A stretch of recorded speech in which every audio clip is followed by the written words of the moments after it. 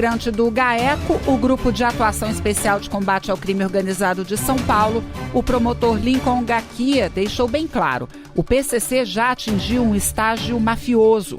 E ele sabe do que está falando. Gaquia combate o PCC há mais de 20 anos e há uma década vive sob escolta policial porque está jurado de morte. Ele esteve na CPI do crime organizado do Senado nesta terça-feira. O PCC hoje está presente em todos os estados da federação, mais aqui o Distrito Federal.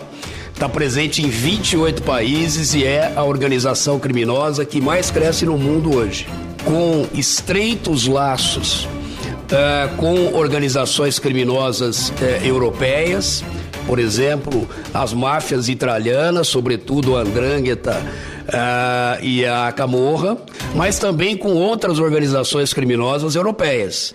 E eu falo aí máfias da Sérvia, dos Balcãs, da África. Segundo o promotor, o PCC é diferente porque já atingiu uma evolução na lavagem de dinheiro. E esse esquema gera uma arrecadação de 12 bilhões de reais por ano.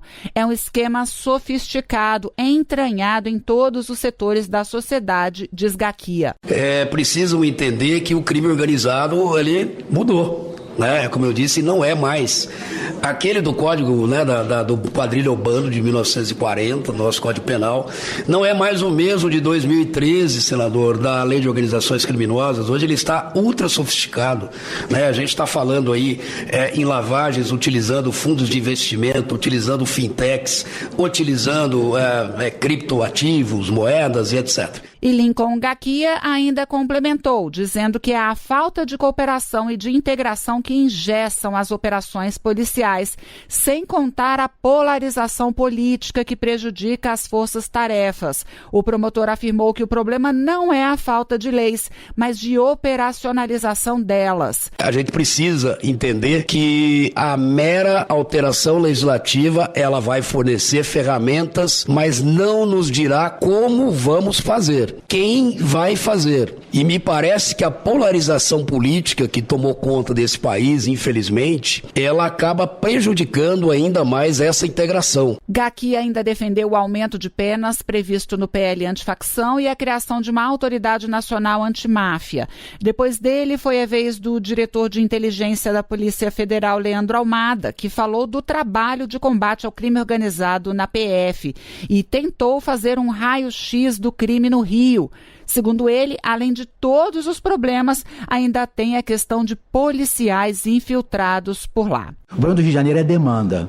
A gente não sabe porque tem 1.000 fuzis lá, cada 1.000 fuzis, 900 vão para o Rio de Janeiro porque a questão é demanda. São várias organizações criminosas lá sobrepostas em atuação. Contravenção, pesadíssima de tudo que a gente já falou, milícias, facções.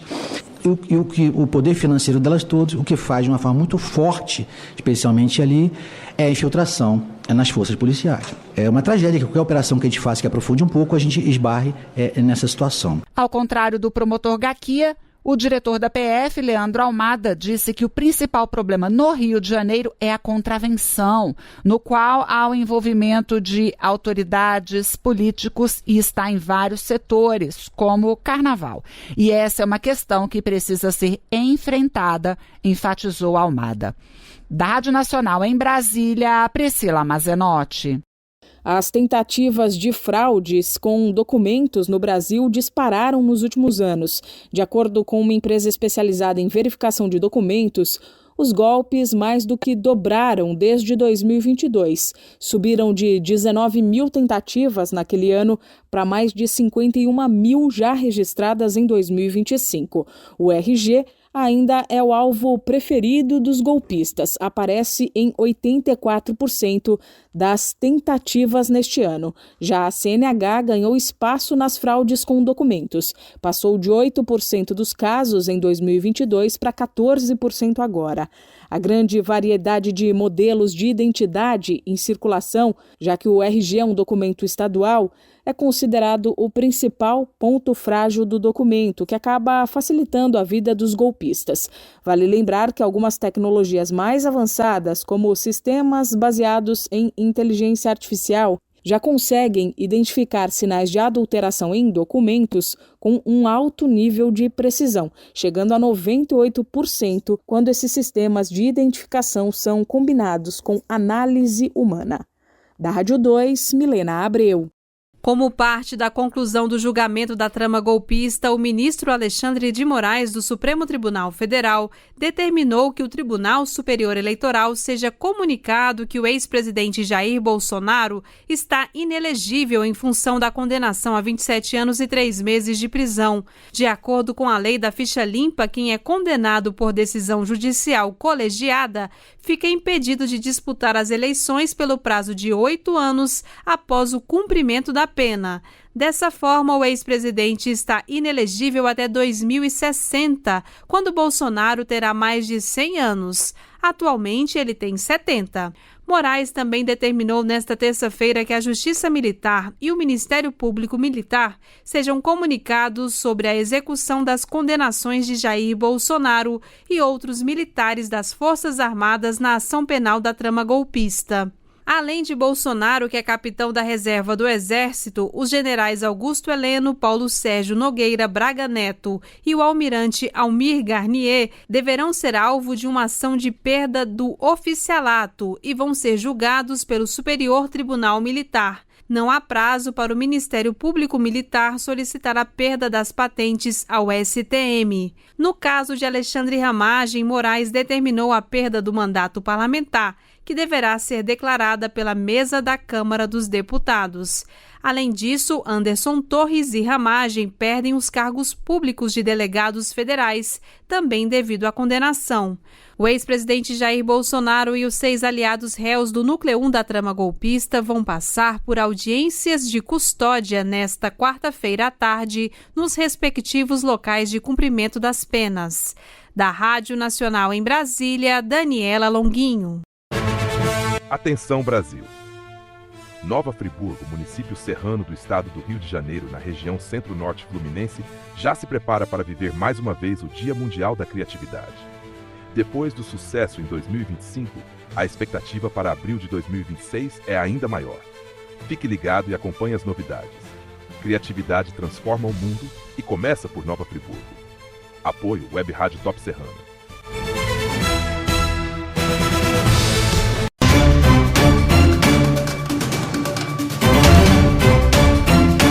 As defesas do ex-presidente Jair Bolsonaro e dos demais réus do núcleo crucial da trama golpista se manifestaram sobre a decisão do ministro Alexandre de Moraes, do Supremo Tribunal Federal, que determinou nesta terça-feira a execução imediata das penas dos 7 condenados. A defesa de Jair Bolsonaro manifestou surpresa com a certidão de trânsito em julgado antes do prazo para apresentar os embargos infringentes.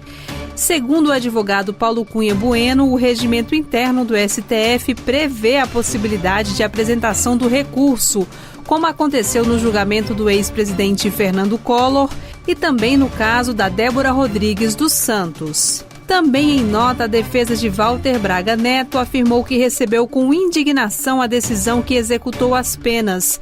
O advogado José Luiz Oliveira reiterou que a condenação do general é absolutamente injusta e contrária à prova dos autos e que vai tomar as medidas cabíveis, inclusive em cortes internacionais. A defesa de Augusto Heleno também alegou a inocência do réu e expressou indignação com o curso do julgamento. Segundo a nota, os advogados do general Heleno vão lutar pela anulação do processo, avaliado como viciado diante de um cenário de ilegalidade e perseguição. A defesa do ex-ministro da Justiça, Anderson Torres, disse que recebeu com serenidade a decisão que executou a pena. O advogado Elmar Novak reiterou que Torres não teve participação na trama golpista. Andreu Fernandes Farias, advogado do general Paulo Sérgio Nogueira, afirmou que foi surpreendido com a decisão monocrática que declarou o trânsito em julgado da ação penal. O advogado rebateu a afirmação de caráter protelatório dos embargos de declaração e disse que teses levantadas pela defesa sequer foram apreciadas e que parte da pena não está fundamentada, sendo estes os motivos dos recursos apresentados. Nós tentamos contato com as defesas dos demais citados, mas não recebemos posicionamento até o fechamento desta matéria. Com produção de Salete Sobreira, da Rádio Nacional em Brasília, Daniela Longuinho. O SESEC, Centro de Estudos de Segurança e Cidadania, acaba de divulgar um levantamento inédito sobre como raça, classe e território definem a trajetória de acusados pela Lei de Drogas no Sistema de Justiça Criminal do Rio de Janeiro. O estudo analisou características que influenciam o tratamento penal e aponta que quanto mais o processo avança, fica mais evidente a predominância racial. Segundo o SESEC, uma organização de pesquisa sobre temas como justiça criminal e segurança pública, 69% dos acusados e 77% dos condenados são negros. A pesquisa também indica que a abordagem policial é o filtro inicial no sistema de justiça. A análise de quase 3.400 casos de porte de droga para consumo pessoal e de associação para o tráfico concluiu que a probabilidade de punição é moldada por marcadores raciais e socioeconômicos, e não apenas por provas ou quantidade de entorpecente.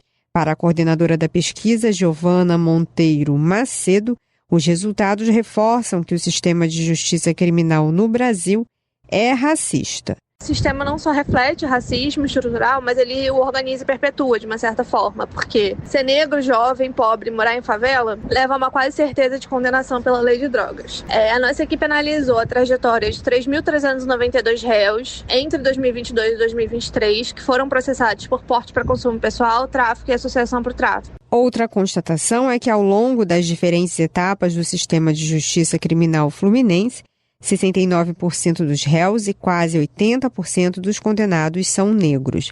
Além disso, segundo o SESEC, brancos têm muito mais chance de, mesmo considerados culpados, receberem uma alternativa à pena de prisão. A pesquisa mostra que a engrenagem começa sua seleção nas abordagens. A partir dos dados analisados, constatou-se que a alegação de comportamento suspeito foi utilizada em 42% dos casos de uso de drogas e 41% não tem qualquer justificativa registrada. Já nos casos de tráfico e associação, as justificativas mais frequentes são denúncias anônimas, além de comportamento suspeito. A pesquisa mostra que, independentemente da abordagem ou do crime imputado, a maioria dos enquadrados tem origem pobre, enquanto moradores de bairros de maior renda estão praticamente ausentes dos registros policiais. Da Rádio Nacional no Rio de Janeiro, Tatiana Alves. A Política Nacional de Concessões Ferroviárias, lançada nesta terça-feira pelo Ministério dos Transportes, marca a retomada do setor ferroviário no país. Segundo a pasta, o plano possui regras mais modernas, com participação de recursos públicos e privados. A carteira do Ministério dos Transportes prevê 8 leilões de ferrovias, que abrangem mais de 9 mil quilômetros de extensão. A previsão do governo é atrair cerca de 140 bilhões de reais em investimentos, com projeção de 600 bilhões injetados no sistema ferroviário. Entre os projetos estão o Anel Ferroviário do Sudeste, a Ferrogrão, o Corredor Leste-Oeste, a Malha Oeste e os corredores da Malha Sul. Só a Ferrogrão deve gerar mais de 100 mil empregos, segundo o Ministério. Para 2026 estão previstos também outros 13 novos leilões de rodovias. A previsão é de mais de 148 bilhões de reais em investimentos. Com supervisão de Ana Gabriela Salles, da Agência Rádio Gov em Brasília, Estefânia Lima. Reúna os amigos e a família e vá ao Bona Pizza. O funcionamento é de segunda a segunda até às 10 da noite. Localizado na praça de alimentação do Friburgo Shopping, o Bona Pizza oferece pizzas doces e salgadas, lanches rápidos, sucos e refrigerantes. Bona Pizza do Shopping da Praça. Telefone com WhatsApp 2523 3025. 2523 3025.